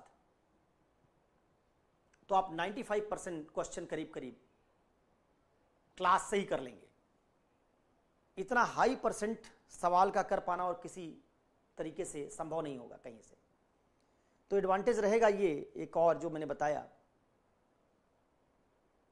दूसरा, हमारे यहां से नोट्स आपको दिया जाता है, लेकिन मैं नोट्स रेकमेंड नहीं करता हूं। मैं कहता हूं मेरा लेक्चर सुनो और हर फिलॉसफी की एक एक किताब खरीदो। जैसे सोशल फिलॉसफी की एक ले लो, रिलीजन की ले लो, किताब पढ़ने की आदत डालो। बुक्स में क्या होता है, बुक्स में ना बैकग्राउंड होता है, नोट्स में इंफॉर्मेशन होती है। नोट्स में हम सिर्फ ये बताते हैं कि प्लेटो के आइडिया की क्या क्या विशेषताएं हैं। किताब उसके आइडिया के पीछे की पूरा बैकग्राउंड को बनाती है। इसलिए आइडियल पढ़ाई के लिए आपको क्लास का लेक्चर और एक किताब, वेस्टर्न फिलॉसफी का क्लास लेक्चर और वेस्टर्न फिलॉसफी की एक बुक, इसको लेकर अगर आप चलते हैं तो आपको लगभग सारे सवाल करने की आपकी क्षमता बन जाएगी। तैयार करने में 5 महीने लगेगा आपको कोचिंग खत्म करने में। उसके बाद 1-1.5 महीने में अगर आप रिवीजन कर लेते हैं तो 6-7 महीने में आपकी फिलॉसफी अच्छी तैयार हो सकती है। नंबर कितने आते हैं? इस बार भी आपने देखा जो टॉपर है 10वीं रैंक में उसको 313 नंबर आए इंग्लिश मीडियम में। हमारे यहां से जो हाईएस्ट मार्क्स है जो मुझे पता है वो 292 है, और जो लोएस्ट मार्क्स से सिलेक्ट होने वाले का वो शायद मुझे जो पता है वो 257 है। तो 257 से 292 ये हमारे यहाँ की रेंज है। 6-7-8 लोग जो इस बार फिलॉसफी सेलेक्ट हुए हैं।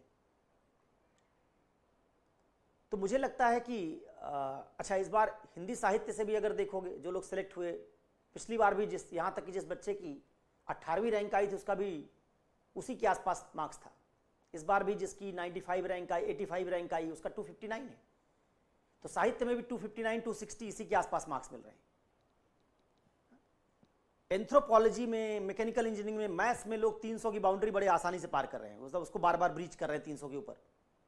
लेकिन मेन स्ट्रीम सब्जेक्ट्स में 300 ब्रीच करने वाले ज़्यादा लोग आपको नहीं मिलेंगे। इतिहास में, फिलॉसफी में, इसमें इतना आसानी से नहीं होगा। तो मैं मानता हूं कि आप मुझसे अगर ये सवाल पूछेंगे कि आपकी क्लास से 300 नंबर मिल जाएगा, तो मैं कहूंगा नहीं। 300 नंबर किसी टीचर की कोचिंग से नहीं मिलता। टीचर की कोचिंग से आपको 250 से 290 नंबर के आसपास मिल सकता है। बाकी इसके बाद जो मार्क्स मिलते हैं 280, 85, 90 के ऊपर, वो आपको मिलते हैं। आपने कितना एफर्ट किया उसके कारण मिलते हैं। तो मैं एक रेंज बना सकता हूं कि 250 के ऊपर तुमको मिलेगा। तुमने अगर क्लास को सिंसियरली किया 280, 90 तक जाओगे, लेकिन उसके बाद तुमको एफर्ट करना पड़ेगा। कोचिंग एक जनरलाइज किस्म का गाइडेंस होता है। उस जनरल किस्म के गाइडेंस में एक्सेप्शनल रिजल्ट प्रोड्यूस करने की क्षमता नहीं होती। एक्सेप्शनल रिजल्ट बच्चे ले आते हैं। हमारा काम क्या? हमारा काम है उनका बेस स्ट्रांग कर देना, कॉन्सेप्ट स्ट्रांग कर देना, जिसके ऊपर बिल्ड कर सकें वो।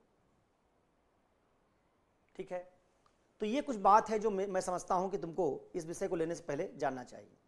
अब देखो, जो लोग अभी क्लास ज्वाइन करेंगे उनको यूपीएससी के लिए क्रैश कोर्स में पढ़ाने जा रहा हूं अभी कल से। उनको जो लोग अभी क्लास ज्वाइन करेंगे उनको, जैसे मैंने कहा कि 10 महीने की जगह हम लोग 12 महीने का टाइम देंगे। मतलब ये उनके वीडियोस उनके पास बने रहेंगे 12 महीने तक। 1.5 से 2 महीने वो सोशल पॉलिटिकल फिलॉसफी पहले शुरू करेंगे, उसको खत्म करेंगे। जब वो सोशल पॉलिटिकल फिलॉसफी खत्म कर देंगे तो उनको जो मैंने क्रैश कोर्स में social political philosophy question answer करवा रखे होंगे वो दे दिए जाएंगे। उससे वो प्रीवियस ईयर के सारे क्वेश्चंस भी कर सकेंगे। तो इस 1.5 महीने में मैं आपकी क्लास नहीं ले पाऊंगा। पहले मैंने कहा था 18 तारीख से लूंगा, लेकिन फिर वो कुछ कोचिंग बंद हो गई आगजनी की घटना के कारण। ऑफलाइन क्लास अभी भी शुरू नहीं हुई है, ट्यूसडे से शुरू करने का एक आया है, लेकिन अभी वो 2 तारीख को फिर से हाई कोर्ट में एक सुओ मोटो है, उसमें कौन सी कोचिंग पास हुई है कौन सी फेल हुई है पता चलेगा। सील्ड कवर में एमसीडी ने, फायर डिपार्टमेंट ने अपनी रिपोर्ट दी है कोर्ट को, तो सारा क्लास अभी चलाना पड़ेगा ऐसे ही गूगल मीट से और ऑनलाइन। तो इसमें मैं कल से आंसर राइटिंग करवाने जा रहा हूं क्रैश कोर्स वाले जो बच्चे हैं इस बार फिलॉसफी में जो मेंस लिख रहे हैं। तो आप अगर ज्वाइन करेंगे तो 2 महीने आपको एक्स्ट्रा टाइम दिया जाएगा। 1 साल का कोर्स बना दिया हम लोगों ने इसको। 2 महीने आप सोशल पॉलिटिकल फिलॉसफी खत्म करेंगे अपनी 40-45 क्लास, और फिर मैं आपके साथ हर वीक में 2 दिन, अगर आप ऑफलाइन में होंगे तो 2 दिन आप क्लास में आएंगे, वहां सवाल जवाब आपसे करवाऊंगा, आंसर राइटिंग की प्रैक्टिस करवाऊंगा। और अगर ऑफलाइन में नहीं होंगे, आप ऑनलाइन में होंगे, तो जो प्रैक्टिस वहां क्लास में होगी उसका वीडियो आपको मिलता जाएगा। ठीक है, तो इस तरीके से अगर आप अभी एडमिशन लेते हैं तो आगे हमारी कक्षाएं बढ़ेंगी। फिलॉसफी क्या होती है, इसमें क्या होता है, इसके लिए आपके पास डेमो क्लास 5-6 मिले होंगे आपको ऐप पर। अगर नहीं मिले तो आप जैसे फ़ोन करेंगे कोचिंग में 6-7 क्लास का एक डेमो आपको मिल जाएगा, जिसमें सोशल फिलॉसफी मैंने कैसे पढ़ाया है, वेस्टर्न कैसे पढ़ाया है, कॉन्टेम्प्रेरी कैसे पढ़ाया है, सबकी कुछ क्लासेज हैं। उनको पढ़ के सुन के आप ये अंदाज़ा लगा लीजिए कि आपको मुझसे पढ़ना चाहिए या नहीं पढ़ना चाहिए, मेरे पढ़ाने का तरीका आपको सूट करता है कि नहीं करता। किसी एक दर्शन से वो क्लासेस नहीं ली गई, सारे दर्शन से ली गई, अलग अलग दर्शनों सबसे ली गई। तो उसको करके भी आप एक अंदाज़ा लगा सकते हैं कि मेरी बात आपको ठीक लग रही है या नहीं लग रही, सूट कर रहा फिलॉसफी आपको कि नहीं कर रहा है। अब इसके बाद आप अपना सवाल पूछिए तो मैं उसका जवाब दूं।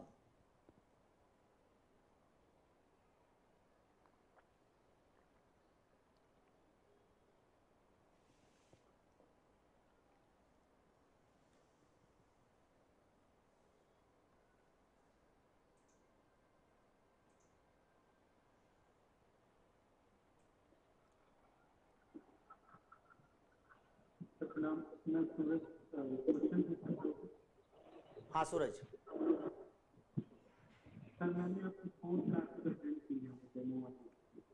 सूरज आपकी आवाज़ की क्वालिटी ठीक नहीं है। क्या आपने वो लगाया वो ब्लूटूथ क्या? अच्छा, ब्लूटूथ हटा के एक बार कोशिश कीजिए। सर अभी ठीक है क्या? हाँ, मेरे साथ एक प्रॉब्लम है कि मैं सर इंग्लिश मीडियम, आवाज़ आपकी कम हो गई, रोकिए। अच्छा, मैं देखता हूँ मेरी तरफ से अगर बढ़ती है तो। सर अभी ठीक आ रही है क्या आवाज़? हाँ बोलिए। एक्चुअली सर वीडियो से यहाँ नेटवर्क इशू हो रहा है। हाँ बताइए। सर मेरी मीडियम सर इंग्लिश है एक्चुअली, और मैंने क्लासेस आपकी वो देखी, वो मैं छोड़ नहीं सकता, मतलब वो बेस्ट है क्लासेस। और इंग्लिश मीडियम के लिए और भी जो हैं अवेलेबल कोचिंग, तो वो मुझे सूट नहीं कर रही है क्योंकि वो समझना थोड़ा मुश्किल है। तो सर एक प्रॉब्लम मुझे आई डेमो करने के बीच में कि वो क्लासेस तो पूरे तरीके से हिंदी में ही रहते हैं, आप वैसे वो इंग्लिश में सारा वो देते हैं जो वर्ड है वो, और मेन जो थिंकर्स हैं उनके जो स्टेटमेंट है तो वो आप दे देते हैं उसमें। लेकिन सर वो घर में कैसे पढ़ना है, जो बुक रिकमेंड किया था, जैसे वाईओसी आपने शायद बताया था रिलीजियस फिलॉसफी, वो तो प्रॉब्लम ये है कि क्लासेस मैंने हिंदी में उसमें की, अब घर में जाके वो पोर्शन डिसाइड करके खोजना वो थोड़ा चैलेंजिंग होता है उसमें। ये सर कैसे हो पाएगा इंग्लिश मीडियम के लिए? हाँ, 2 तरीका है सूरज उसका। अनफॉर्चुनेटली हम लोगों का जो क्लास कोविड के पहले था वो वाइट बोर्ड पर क्लास था, वो बाइलिंगुअल था, सही मायनों में बाइलिंगुअल था। उसमें 50-50 वाला मामला होता था, 50% अंग्रेज़ी 50% हिंदी। लेकिन जब मैंने रिकॉर्ड करना शुरू किया क्लास, तो रिकॉर्डिंग में क्लास का जो लेंथ था बढ़ने लगा, तो मैंने फिर उतना अंग्रेज़ी की बजाय हिंदी पर ज़्यादा जोर दिया। मतलब उसमें अंग्रेज़ी का जो कंटेंट है या उसकी जो डिग्री है वो घटती गई। तो एक तरीका तो ये है कि आपको वाइट बोर्ड की क्लासेस दे दी जाए, उसमें अंग्रेज़ी रहती है सफिशिएंट, लेकिन उन क्लासेस में ना उतना वीडियो और ऑडियो उतना बढ़िया नहीं होगा। एक तरीका ये है। दूसरा तरीका ये है कि आप क्लास किसी डिजिटल बोर्ड से करें, इसमें वीडियो ऑडियो क्वालिटी अच्छी होती है, और आप किसी एक कोचिंग का, इंग्लिश मीडियम की किसी कोचिंग का नोट्स ले लें, हिंदी मीडियम वालों के लिए मैं नहीं कहता हूँ, इंग्लिश मीडियम वालों के लिए कहता हूँ कि एक नोट्स ले लीजिए आप किसी कोचिंग का, क्योंकि जो नोट्स होगा ना उसमें, जैसे मैंने देकार्त पढ़ाया मान लीजिए, तो कोचिंग वाले ने देकार्त के सवालों को ध्यान में रखकर नोट्स बना दिया है। देकार्त आपने समझ लिया कि देकार्त कहना क्या चाहता है, उसका माइंड बॉडी प्रॉब्लम क्या है, माइंड क्या होता है, बॉडी क्या होता है, माइंड बॉडी को जोड़ता कैसे है, माइंड बॉडी को उसने माना ही क्यों ना, जितने इस तरह की बातें होंगी वो सब आपकी समझ में आ जाएंगी।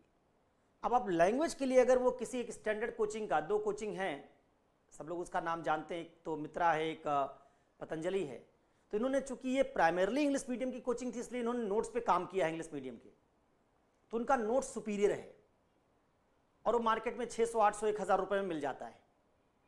तो अगर नोट्स आप वो यूज़ कर सकें और लेक्चर ये वाला सुन सकें तो आपको कोई समस्या नहीं आएगी। क्योंकि ऐसा ही जो बाकी हमारे यहाँ स्टूडेंट्स रहे, जैसे अंकिता थी जिसका 168 कुछ आया था, मुझे याद नहीं एग्जैक्टली, या अभिषेक थे, बाकी सब ने यही किया। उन्होंने जब क्लास की तो उन्होंने कॉन्सेप्ट बनाने के लिए क्लास की, और इसमें से 2-3 लोग ऐसे थे जो पहले कोई एक कोचिंग कर चुके थे और उन्होंने नोट्स अपना वही वाला यूज़ किया, लेकिन कॉन्सेप्ट उन्होंने इसको यूज़ किया। तो इससे आपकी प्रॉब्लम सॉल्व हो सकती है, क्योंकि उस लेवल का नोट्स, उतना अच्छा नोट्स जितना पतंजलि और मित्रा ने बनाया वो हमारे यहाँ से नहीं मिल पाएगा आपको, क्योंकि उनमें उन्होंने इफर्ट लगाया है, 7-8 साल का उनका अपना एक्सपीरियंस है उसी मीडियम के बच्चों को पढ़ाने का।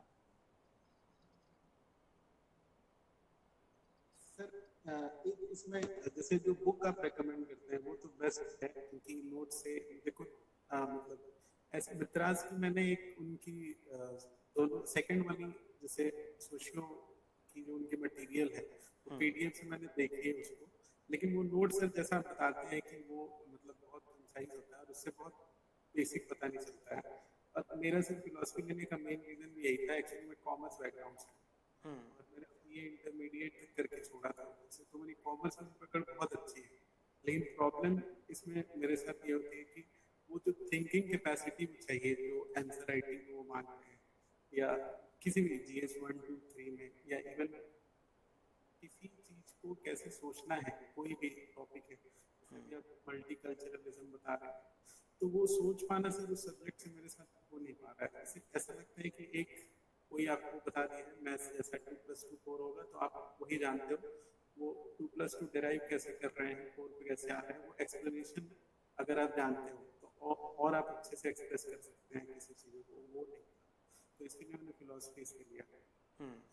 तो सर ऐसे ही किया था कि 2 मंथ्स में 3-4 मंथ्स में हो जाए, लेकिन रियलिटी में जैसा आपने बताया कि 5 to 7 मंथ्स होगा। तो एक सर इसमें प्रॉब्लम ऐसी आ सकती है क्या कि अगर 5 to 7 मंथ्स लगेगा तो नेक्स्ट रिवीजन जो 2 मंथ्स का होगा, या वो फिर से टाइम कंज्यूमिंग ना हो जाए?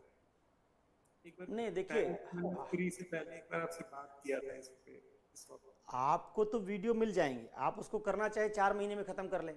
मैंने बताया क्लास का नंबर, सपोज कीजिए कि आप एक दिन में 2 क्लास देख सकते हैं, 2-2 घंटे की, 2 से 2.25 घंटे की एक क्लास होगी। तो अगर आप एक दिन में 2 क्लास देख सकते हैं तो आप 2.5 महीने में ख़त्म कर लेंगे। तो वो आपके ऊपर है कि आप कितनी जल्दी ख़त्म कर सकते हैं। अच्छा, चूँकि हिंदी मीडियम में जो बच्चे हम लोगों के पास आते हैं उनका कॉलेज पुअर होता है, स्कूलिंग भी थोड़ी ख़राब हुई होती है, क्योंकि वो उनका दोष नहीं, उनके रीजन का दोष है, जहाँ सरकारी स्कूल से पढ़ के बच्चे आ रहे हैं वो ख़राब तरीके से पढ़ाया गया। तो कई बार ना अननेसेसरी किसी लेक्चर में बोलना भी ज़्यादा पड़ता है, मतलब उसमें रिपीटिशन भी होता है, कई बार ओवर एक्सप्लेनेशन होता है कि बच्चा कम से कम वो कंफर्टेबल हो जाए, एक नया विषय पढ़ रहा है और उसमें 2 तरह के उदाहरण सुन ले, थोड़ी बात ज़्यादा सुन ले, तो कुछ अगर आप उसमें आपको लगता है कि एग्जाम्पल हमको समझ में आ गया, अब इसी एग्जाम्पल का दूसरा हमको एग्जाम्पल सुनना जरूरी नहीं है, तो इस तरह से कुछ टाइम काट के आप उसको 3.5-4 महीने में बहुत आराम से ख़त्म कर सकते हैं। तो टाइम वाला मामला तो नहीं बचेगा, उसमें कोई दिक्कत नहीं आएगी। आपकी जो कुछ दिक्कत है वो जो पहला वाला आपने बताया इशू, वो दिक्कत है एक कि आप लेक्चर हमारा सुने, नोट्स दूसरे का पढ़ें, वो एक जेन्युइन दिक्कत है। ये दूसरी वाली दिक्कत तो दिक्कत नहीं है कि आपको ये देखिए, मैं जब कोई बात कहता हूँ तो मैं एक आइडियल सिनारियो बताता हूँ कि एक स्टूडेंट जिसने शुरू किया हो अभी से पढ़ना, उसको इतना टाइम देना चाहिए या इतना टाइम उसको लगेगा।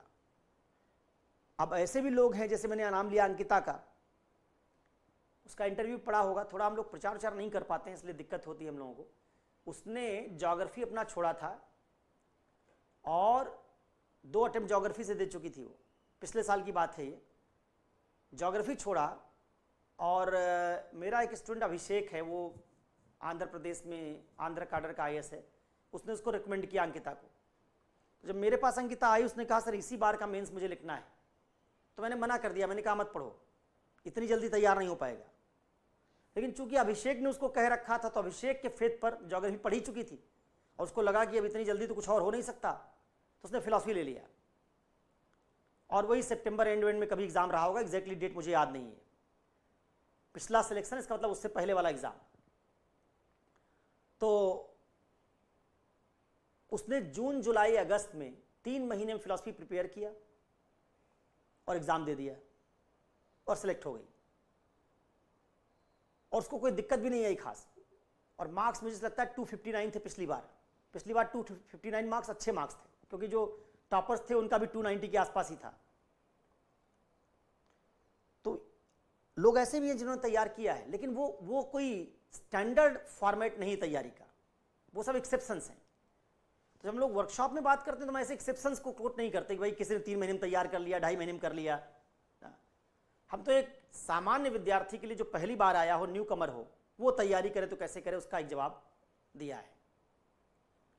तो टाइम वाला तो नहीं सूरज, लेकिन क्लास लेक्चर आप सुन के देख लीजिए, उसमें अगर हिंदी अंग्रेजी वाला बैरियर आपका ना आड़े आए तो फिर और मेरे ख्याल से कोई दिक्कत और नहीं आएगी।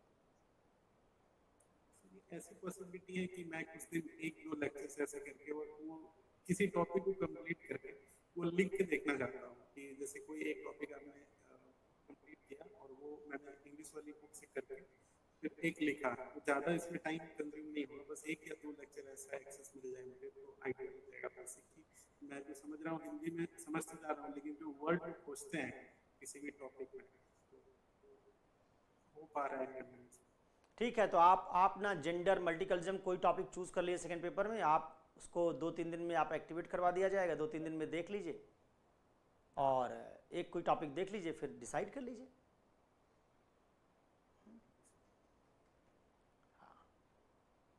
दूसरे जो लोग हैं भाई, सर आंसर राइटिंग का फॉर्मेट क्या है, मतलब ये चेक कैसे होगा या फिर उस पर डिस्कशन वगैरह? देखो, एक गूगल मीट होती है संडे को, या तो सैटरडे शाम में होती है या संडे को होती है। डाउट्स तो सब उसमें पूछते हैं, जो भी आपके वीक भर के डाउट होंगे आप उसमें पूछेंगे। आंसर जहाँ तक चेक करने का है, वीक में 1 से 2 आंसर चेक करा सकते हो। तो क्योंकि होता ये है कि मेरे पास इथिक्स का भी बैच होता है, तो कई बार उसमें भी आंसर आते हैं और खुद ही चेक करना होता है, तो इसलिए एक वीक में 12-15 ज़्यादा आंसर चेक नहीं कर पाता हूँ। सब 2-2 दें तब भी 12-15 हो ही जाता है, पिछले बैचेस भी चल ही रहे होते हैं। तो 2 आंसर चेक कर दूंगा वीक में, और डाउट्स तो जितने होंगे सब सॉल्व कर देंगे।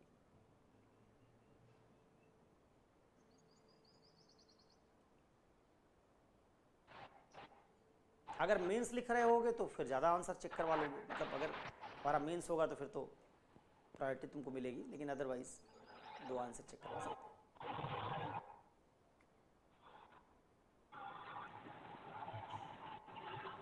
सर आप ऑफलाइन कब मिल सकते हैं? ऑफलाइन का कब मिल सकते हैं सर आप ऑफिस में? ऑफिस में कब मिलता हूँ? जी सर। ट्यूसडे के बाद लगभग मैं ऑफिस में मिलूँगा हर दिन 2 से 4 के बीच में। सर संस्कृति में मिल लो आप सर, या फिर संस्कृति में भी नहीं आऊँगा विशाल, संस्कृति में नहीं आऊँगा, इग्नाइटेड माइंड्स में ही 2 से 4 के बीच मिलूँगा। संस्कृति सर में कब? क्लास अभी है नहीं मेरी, अब वो संस्कृति वाली क्लास ना, अभी मैं क्रैश कोर्स लूँगा तो संस्कृति मेरी क्लास अब आएगी अगस्त के बाद। Okay sir. तो परसों आ जाओ इग्नाइटेड माइंड्स में ऑफिस 2 से 4। हाँ 2 से 4 के बीच में। Okay sir, thank you. Sir मेरा हिस्ट्री ऑप्शनल था और मैंने ज्वाइन किया है अखिल मूर्ति सर से। सर पर मुझे चेंज करके फिलॉसफी लेना है और 24 में एग्जाम देना है। हिस्ट्री लगभग आधा सिलेबस मेरा कंप्लीट हो चुका है, तो क्या सर चेंज करना सही रहेगा? क्यों चेंज करना चाहते हो जब आधा पढ़ लिया तो? सर ये फिलॉसफी में मुझे ज़्यादा इंटरेस्ट आ रहा है और फिलॉसफी पढ़ना सर अच्छा लगता है। और आपका डेमो क्लासेस सारा मैंने वीडियोस देखा यूट्यूब पे, तो मुझे लग रहा है कि मुझे चेंज करना चाहिए।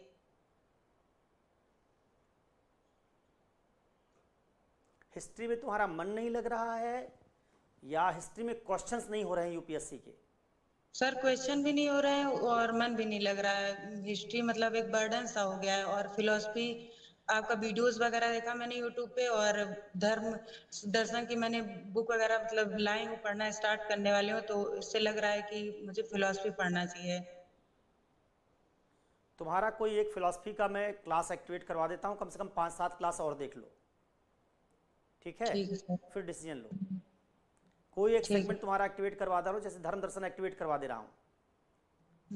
और सर फिलॉसफी की ऑफलाइन क्लास नहीं चलेगी? कोई फ़र्क नहीं ऑफलाइन ऑनलाइन में, क्या फ़र्क है? क्लास में सवाल मैं करवा ही दूंगा वीक में 2 दिन आके। जी सर।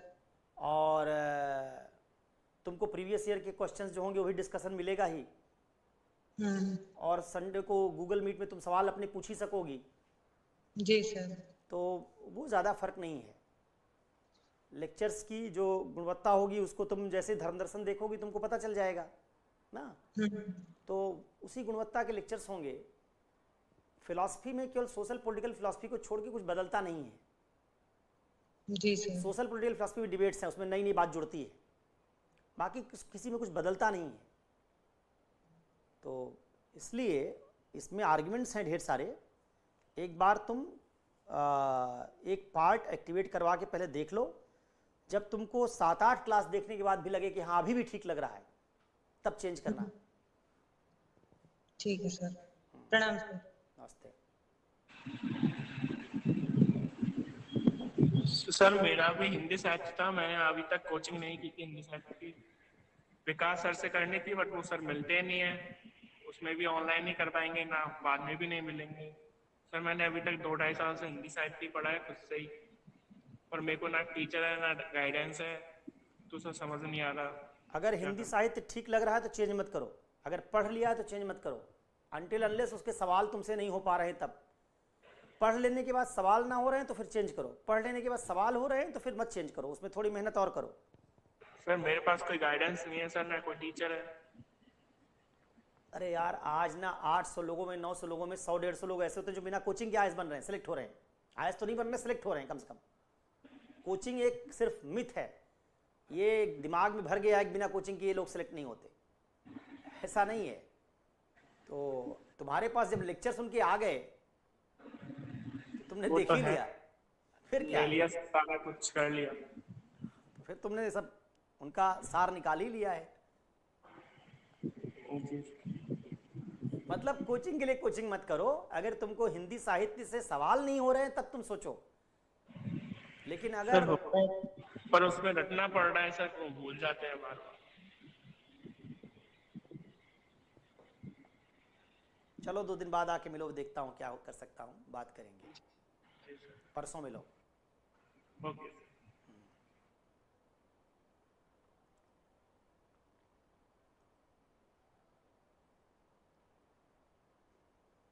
और किसी का कोई क्वेश्चन है? सर एक और क्वेश्चन पूछना था मुझे। बताइए सूरज। सर एथिक्स की क्लासेस जो चलेंगी वो साथ में अभी कंटिन्यू कर सकता हूँ या फिलॉसफी कंप्लीट होने के बाद उधर? फिलॉसफी के बाद एथिक्स पढ़ो यार, बहुत समझ में आएगा। फिलॉसफी के बाद अगर पढ़ोगे तो ज़्यादा समझ में आएगा। सोशल पॉलिटिकल फिलॉसफी एथिक्स की जान है।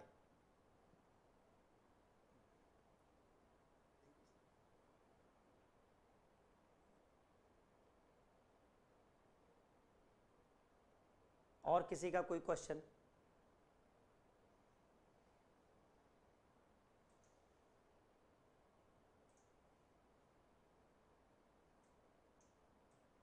सर ये क्लासेस कब एक्टिवेट हो जाएंगी? कल से ही एक्टिवेट हो जाएंगी।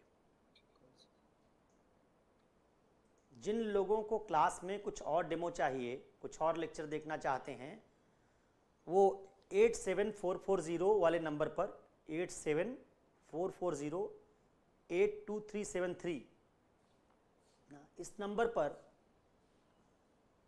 एक मैसेज कर देंगे, जिससे कल आपके पास फ़ोन भी गया होगा इस वर्कशॉप को बताने के लिए। कल फ़ोन गया होगा, कल या परसों। उसी नंबर पर आप मैसेज कर दीजिए कि आपको डेमो चाहिए, और अगर आप चाहते हैं कि आपको कोई एक सेगमेंट मिल जाए, 2-3 दिन आप उसको देख के तब डिसीजन लेंगे, तो आप वो भी कर सकते हैं। इत्मीनान से जब लगे कि हाँ पढ़ना है सब्जेक्ट, तभी पढ़ना। 87440 82373।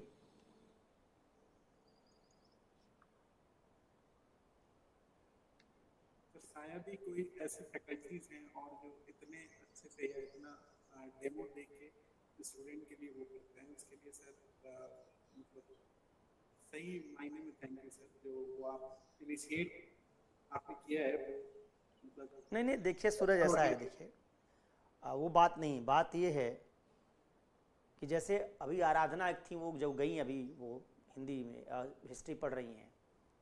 एक स्टूडेंट को 3 महीने बाद अगर ये लगे कि मेरा पढ़ाया उसको समझ में नहीं आ रहा, तो मेरा नुकसान ज़्यादा करेगा।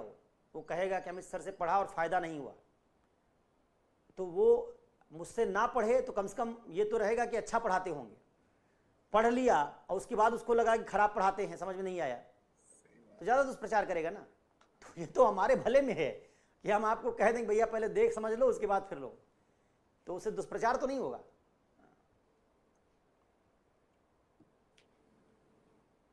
सर लेकिन मैंने ऐसे पहले भी कहा था, एक बार पहली क्लास देखी, मैंने कहा कि कोई सही मायने में लोग टीचर होते हैं, बट सर आप गुरु हैं। अरे नहीं यार, कोई सवाल और है भाई?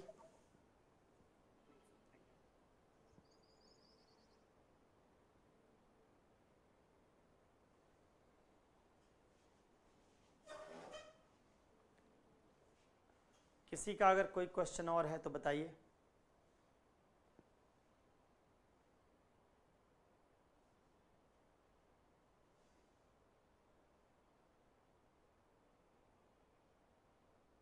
इसमें तो नहीं आया कोई क्वेश्चन तुम्हारा, जो ये तुम्हारा देखो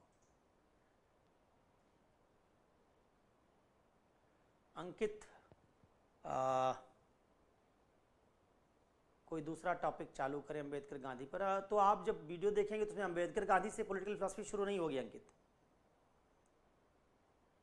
वो तो शुरू होगी लिबरलिज्म से, उदारवाद से, स्वतंत्रता समानता न्याय से, उदारवाद से।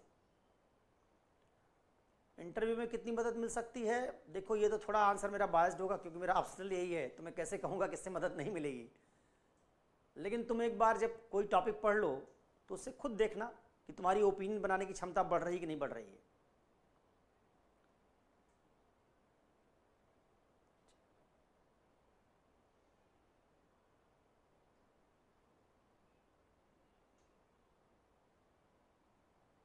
रामेश्वर, अगर आपका विषय नहीं है फिलॉसफी, तो सोशल पॉलिटिकल फिलॉसफी पढ़ने से तो आपको मदद मिलेगी, इसमें तो कोई डाउट नहीं है।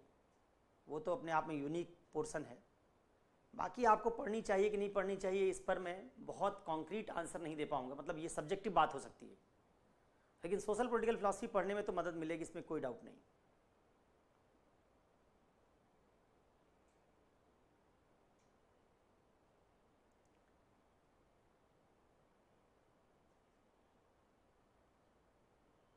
मुझे आंसर राइटिंग प्रैक्टिस करना है। मेंस में जीएस के पेपर हो जाते हैं, लेकिन फिलॉसफी के टेस्ट में शब्दों को लेकर दिक्कत हो रही है। अच्छा, शब्दों को लेकर दिक्कत तो नहीं होनी चाहिए, क्योंकि हर फिलॉसफर में 10-12 शब्द होंगे नए, दो जो आपको आएंगे, वही शब्द आपको यूज़ करने हैं। ठीक वैसे जैसे साइंस पढ़ते हो तो उसमें माइटोकांड्रिया यूज़ करते हो, टेक्निकल टर्म है, उसके बिना तो माइटोकांड्रिया क्या होता है, सेल क्या है, कोशिका क्या है, उसका बिना यूज़ किए उस पर लिख ही नहीं सकते हो। नैनो टेक्नोलॉजी भी कोई चीज़ लिखोगे तो नैनो तो लिखना पड़ेगा ना। ठीक वैसे फिलॉसफी में भी जो फिलॉसफर तुम पढ़ोगे या जो सब्जेक्ट पढ़ोगे, जो टॉपिक पढ़ोगे, उसमें 2-3-4 शब्द होंगे टेक्निकल। जैसे मैं बहुसंस्कृतिवाद पढ़ाऊंगा तो बताऊंगा वहाँ एक्स्ट्रा टेरिटोरियल लॉयल्टी, राज्य क्षेत्रातीत निष्ठा, अब एक शब्द है कि रहते कहीं पर है, निष्ठा कहीं और है, एक्स्ट्रा टेरिटोरियल लॉयल्टी। तो वो शब्द 1-2 ऐसे आपको समझ ही आ जाएंगे तो याद हो ही जाएंगे अपने आप। मुझे उसका नहीं समझ आता कि ऐसी दिक्कत होगी। आंसर राइटिंग में, ऑप्शनल पेपर की आंसर राइटिंग में आपको थोड़ा ज़्यादा एफर्ट करना पड़ता है, क्योंकि जीएस में जो आप आंसर राइटिंग करते हैं उसमें थोड़ी बहुत इंफॉर्मेशन का आप यूज़ करते हैं। ऑप्शनल में सवाल होते हैं क्यों, कैसे। तो क्यों कैसे वाले में ना आपको ओपिनियन देनी पड़ती है, आर्ग्यूमेंट्स गढ़ने पड़ते हैं। जीएस के हर सवाल में आर्ग्यूमेंट नहीं देना होता। जीएस के काफ़ी सवालों में आपको डिस्क्रिप्शन देना होता है। इसलिए आंसर राइटिंग के सवाल में आपको मतलब सॉरी ऑप्शनल की आंसर राइटिंग में थोड़ा आपको इफर्ट लगाना पड़ेगा, और सवाल तोड़ते कैसे हैं, उसको लिखते कैसे हैं, उस पर थोड़ी आपको प्रैक्टिस करनी पड़ेगी, और देखना भी पड़ेगा कि हम लोग कैसे करेंगे उसको।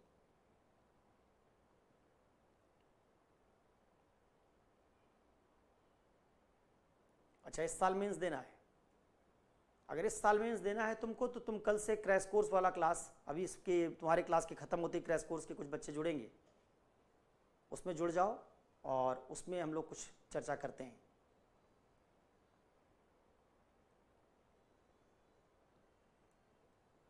अंकित का नाम है तुम्हारे पास क्रैश कोर्स में? एक क्रैश कोर्स का ग्रुप है अंकित, जिसमें आज से क्लास हम लोग शुरू करेंगे, तो उसमें तुम जुड़ जाओ। कौन सा मेंस लिखना है तुमको, यूपीएससी का, पीसीएस का? अच्छा, पीसीएस में तो है नहीं, अब यूपीएससी ही होगा।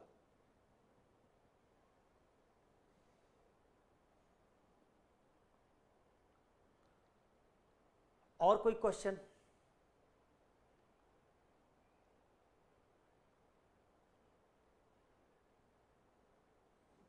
ठीक है, तो आपको सबको जो जो उस नंबर पर मैसेज करेंगे, उनको जितनी क्लासेज आप 2, 4, 6 देखना चाहें देख लें। फिर उसके बाद आप मूड बनाइएगा, जैसा आपको ठीक लगेगा वैसा करिएगा, बताइएगा फिर। और आज है मंडे, ट्यूसडे है आज? अच्छा, ट्यूसडे है आज। ट्यूसडे है तो आप सैटरडे को मुझसे फिर मिलेंगे। तब तक आप 5 दिन देख लीजिए, फिर आपकी कोई और क्वेरी होगी तो उसको सॉल्व करेंगे, तब फिर आप कैसा सोचेंगे उस पर आगे बातचीत करेंगे। रामेश्वर, कल क्लास नहीं होगी, आपको 5 दिन के लिए, 6 दिन के लिए डेमो और एक सेगमेंट हम लोग सोच रहे हैं कि एक्टिवेट करवा दें। डेमो के साथ एक सेगमेंट एक्टिवेट करवा दें, आप 4-5 दिन क्लास देखिए, फिर आप वापस बताइए कैसा फीडबैक है, उस पर डिसाइड करेंगे। तो सबका धर्म दर्शन या सोशल पॉलिटिकल फिलॉसफी और डेमो दोनों एक्टिवेट कर दो, सबका कर दो, जो लोग कहेंगे कर देना, ठीक है। फिर ये 4 दिन 5 दिन बाद सैटरडे को रखो इनकी क्लास फिर से। हाँ, परसों मैं ऑफिस में मिलूंगा।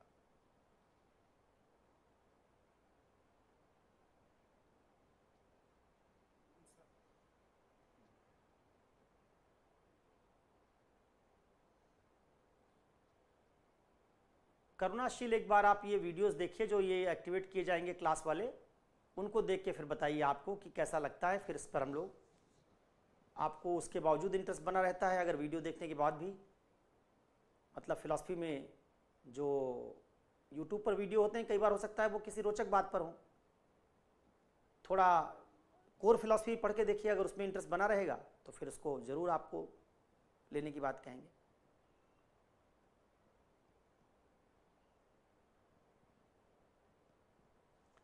ठीक है, तो सैटरडे को हम लोग फिर से मिलेंगे।